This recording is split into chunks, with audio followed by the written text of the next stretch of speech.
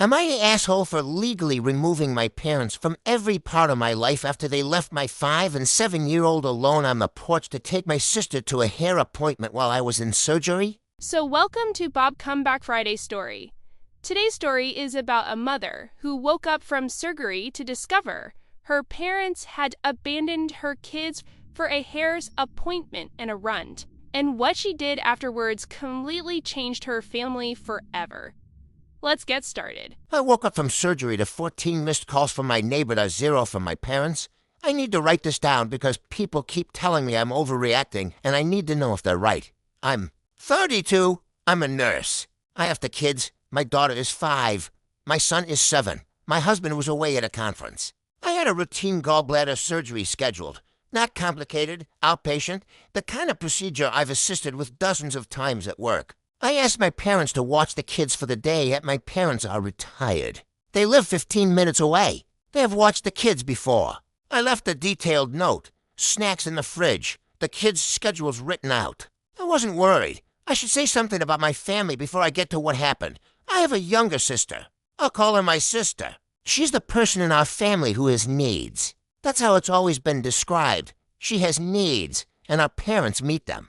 She calls at inconvenient times, and our parents go. She has situations, and our parents handle them. She is, as far as I can tell, incapable of being the person who shows up. She's always the person who needs someone to show up for her. I am the other kind. I handle things. I became a nurse. I bought a house. I raised children.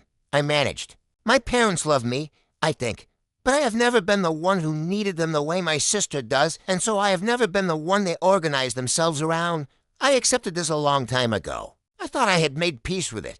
I woke up in the recovery room and reached for my phone. 14 missed calls from my neighbor. 2 texts. The text said, "Where are your parents? The kids are outside alone. I have them at my house. Please call me." I called her immediately. She had found my kids sitting on the front porch steps. She didn't know how long they had been there. My daughter was upset. My son was trying to manage the situation the way 7-year-olds do when they've decided they're in charge, which is to say he was holding it together on the outside and clearly not okay. My neighbor had brought them inside, fed them, and had been trying to reach me for 2 hours. I called my mom. She answered on the second ring. I asked her where she was. She said she was out. I asked where the kids were. She said my neighbor had them. I asked why she had left. She said my sister had called with a hair emergency. She needed a ride to the salon because her appointment had been moved up and she couldn't get there in time otherwise. I said nothing for a moment. Then I said, "I was in surgery," she said. "Your sister needed us more." She had a hair appointment. I heard noise in the background. Voices, music, the sound of a restaurant. I looked at my phone and opened Instagram that my mom and my sister were at brunch. There were 3 photos. My mom was smiling in all of them. The most recent one had been posted 40 minutes. Earlier while I was in the recovery room and my children were sitting alone on a porch I lay in that hospital bed for. To more hours before they discharged me, I didn't cry. I didn't call back. I made a list in the Notes app on my phone that it had 6 items. Am I the asshole for what I'm about to do? I want honest answers because my husband fully supports me and my best friend says I'm justified and I need someone who isn't on my side to tell me if I've lost perspective. I have 2 children. They were left alone by the people I trusted with them so that my sister could get to a hair appointment. My mother's explanation, delivered while she was at brunch, was that my sister needed them more. I was in surgery. Is there a version of this where the correct response is a conversation and not a fundamental restructuring of who has access to my children's lives? Too long, didn't read, had routine surgery, left kids with parents.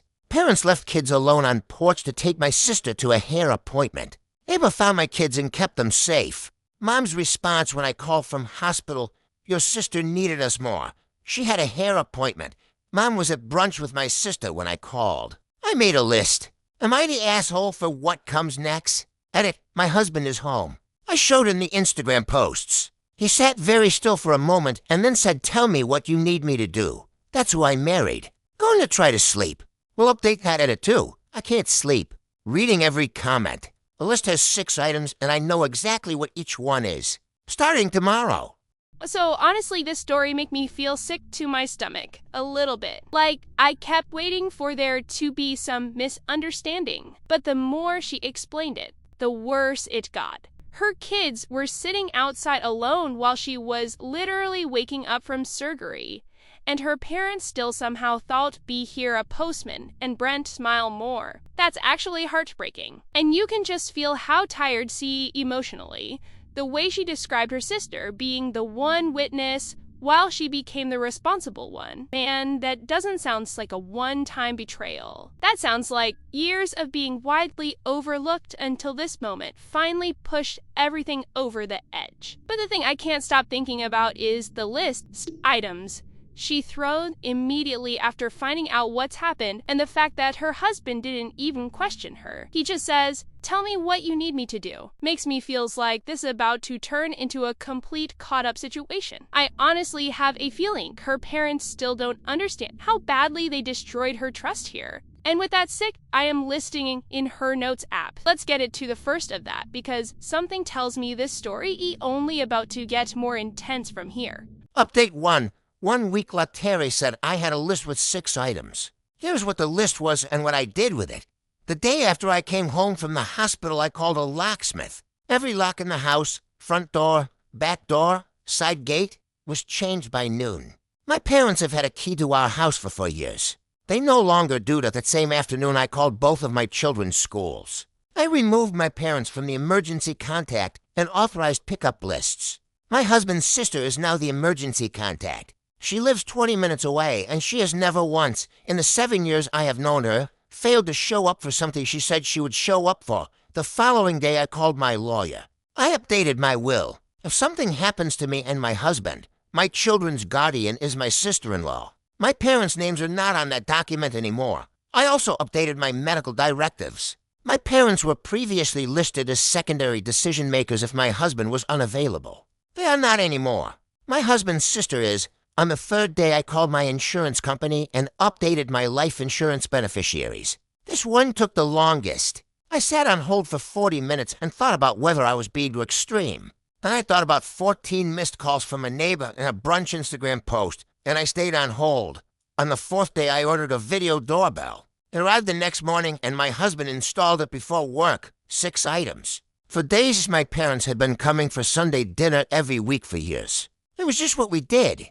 I had not called to cancel. I had not told them not to come. On Sunday, they arrived at the usual time. My sister was with them that I watched them on a new doorbell camera walk up to the front door. My mom reached into her bag for her key. She tried it. She tried it again. I went to the door. I had a manila envelope. Inside it were copies of the documents, the updated will, the updated medical directive, a letter from my lawyer confirming the changes to the authorized pickup list, and a brief written summary of what I had done and why. I handed it to my dad because he was standing closest. I said that the locks had been changed and that I would not be giving them new keys. I said they had been removed from every legal document in which they had previously appeared in connection with my children.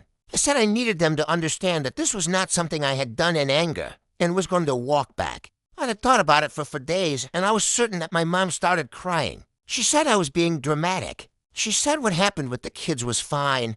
Nothing bad had happened. I said something bad had happened. It had just been contained by a neighbor who was more present for my children in that moment than there. Grandparents were that my sister said I was punishing. The whole family because I couldn't handle. Things not going perfectly. I didn't respond to that, so I said I hoped they would take some time to read what was in the envelope. Then I went inside and closed the door that my husband was in the kitchen with the kids. My daughter was drawing. My son was reading. Neither of them had seen any of it. I sat down at the table and helped my daughter color in the lines for a while.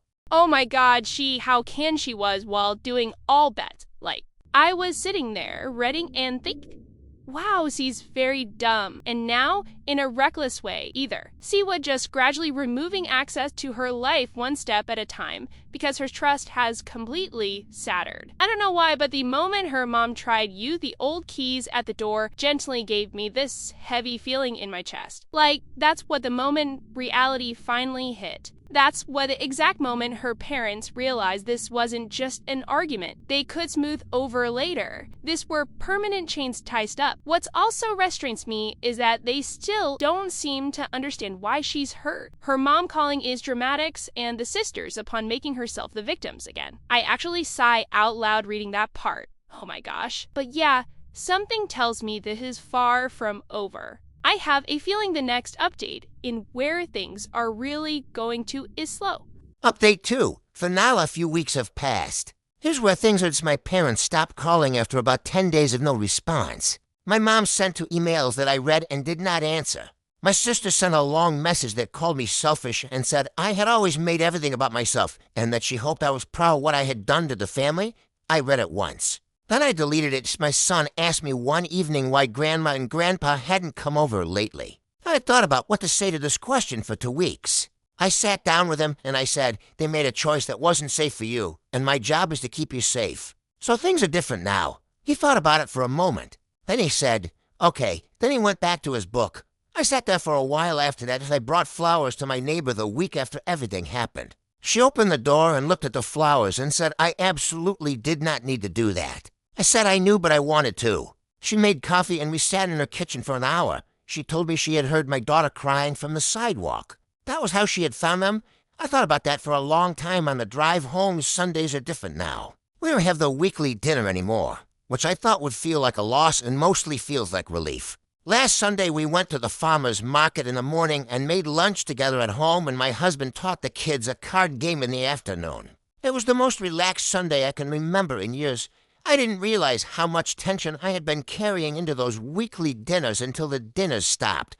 The doorbell camera has a motion alert. Every time someone comes to the door, my phone lights up with a small video clip. I watched the clip of my parents walking away from the house that Sunday evening several times in the days after it happened. Not out of satisfaction. More like needing to confirm that it had really happened and I had really done it. I did. I really did. Not the asshole. I was a nurse before I was a mother, and I understand the specific difference between something that didn't result in harm and something that was safe. My children sitting alone on a porch for hours while I was under general anesthesia was not safe. The fact that my neighbor found them before anything happened does not make it safe. Cutting them off wasn't the hardest decision I ever made, and it was the first easy one after long. Didn't read. Changed all locks day 1. Removed from school lists day 2. Updated will and medical directives days 2 and 3. Changed insurance beneficiaries day 3. Installed doorbell day 4. Parents showed up Sunday expecting dinner. Keys didn't work. I handed them a manila envelope on the porch and went back inside. They've stopped calling. My son asked why they weren't coming over. I told him they made a choice that wasn't safe and my job is to keep them safe. He said okay and went back to his book. Sundays are quieter now. We're okay. So honestly, after reading the entire story, I don't even think this was really about one bad decision anymore. The surgery day was just the moment everything finally became impossible for her to ignore. Because the more you read, the lyrics gets that she has spent her whole life being the easy trial. The reliable one, the responsible one, the buzzard who is bent to absorb disappointment wildly. Why the entire thinly her sisters want and struggles. And I think that's why Annie is so hard emotionally. Not because she screamed or got revenge or caused some huge dramatic scenes, but because she finally stopped carrying all the emotional weights by herself. She chose peace over obligation. And the line that only stayed with me the most when she say cutting them up wasn't the hardest decision she ever made is what a first easy one. Well, that says everything. Because by the end, you realize she wasn't grieving the relationship she actually had with her parents. She were grieving the relationship she kept hoping they would become capable of being with her. And wildly enough, the Guayasamsats at the end feels happier than any of the family dinners I was out at. So let me know what you guys think about this one, because I genuinely want to hear your thoughts. And if you enjoy this story, don't forget to like and subscribe to Popcornrest this story. And I will see you by the next one. Goodbye.